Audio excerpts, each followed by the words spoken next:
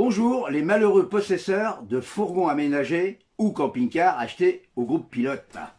Tout d'abord, cela peut être se voir, car n'étant pas pro, je me suis bricolé un prompteur. Maintenant, passons aux choses sérieuses.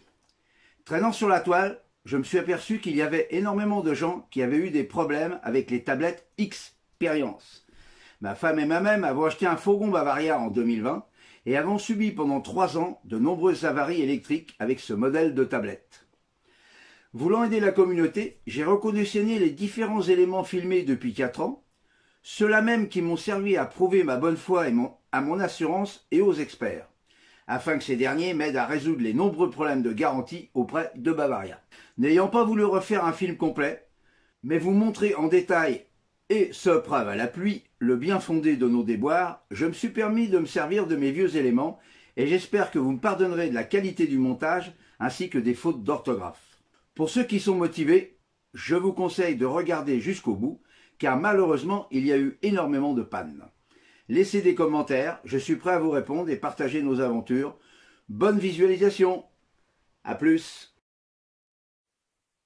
Dans ce chapitre, nous allons aborder les différentes pannes électriques que nous avons sur le véhicule. Mais avant tout, un petit peu de technique de base. Depuis quelques années, nous sommes confrontés à des normes drastiques de pollution.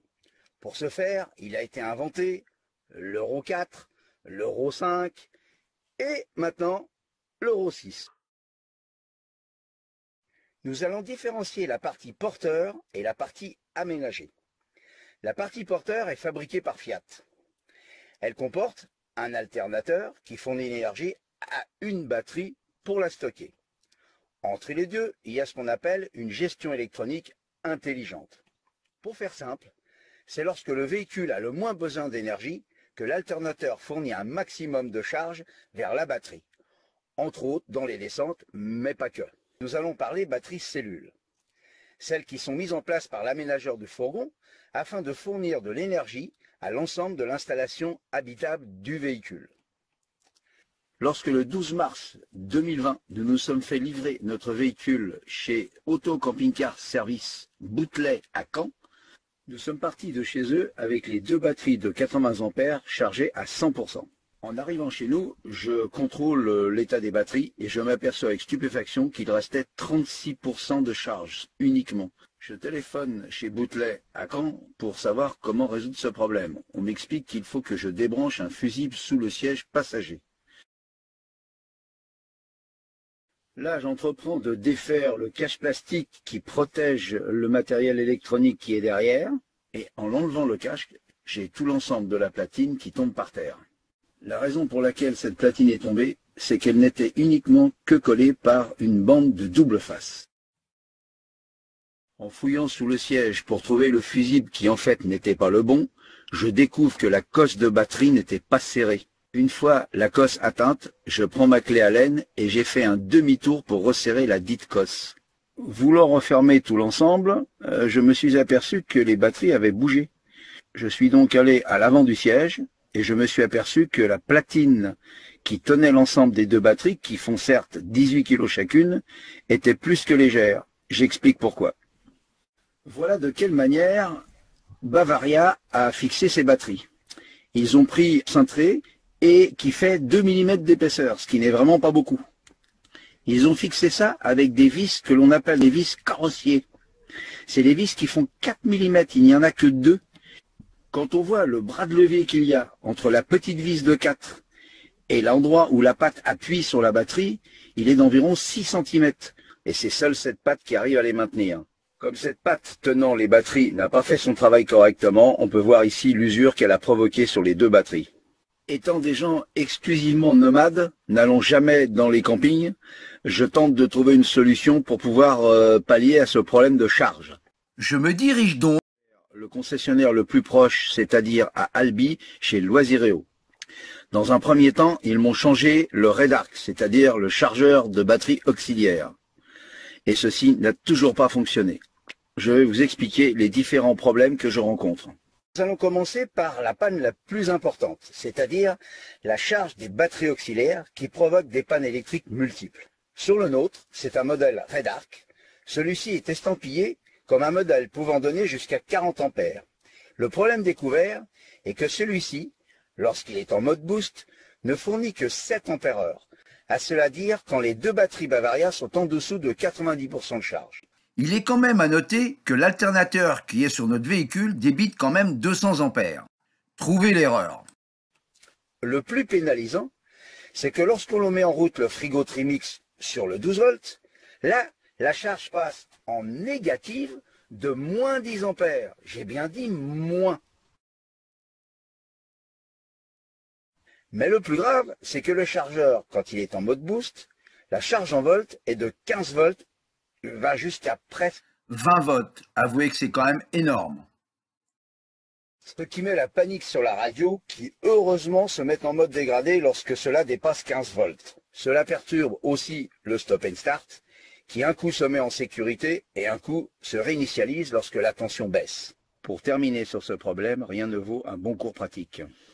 Ayant un voyage de 2 heures à faire, j'en ai profité pour faire ces relevés. Je pars donc de chez moi avec les batteries chargées à 97%.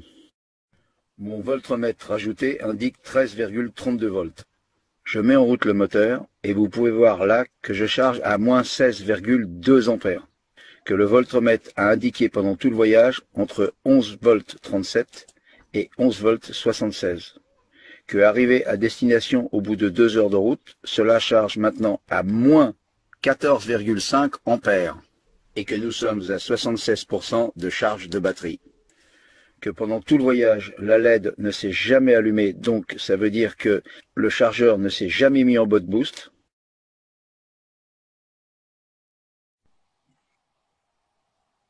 Pour pouvoir partir, nous avons voulu brancher l'ensemble sur le 220. Après avoir contrôlé, grâce à la tablette, que celui-ci était bien en charge, nous avons voulu allumer le frigo sur le 220. Il s'avère que je me suis aperçu tout ce qui était information du frigidaire était encore en mode dégradé. Voulant tenter de réinitialiser l'ensemble, comme j'en ai l'habitude, j'ai commencé à démonter le fusible sous le siège passager. Rien ne s'est éteint. J'ai à ce moment-là enlevé les 2 autres fusibles sous le siège passager. Rien n'y a fait. C'est finalement en enlevant la grille qu'il y a à la partie inférieure du frigo que j'ai pu atteindre les connectiques de manière à les débrancher et les rebrancher. Et là, ça a bien voulu remettre en marche tout l'ensemble.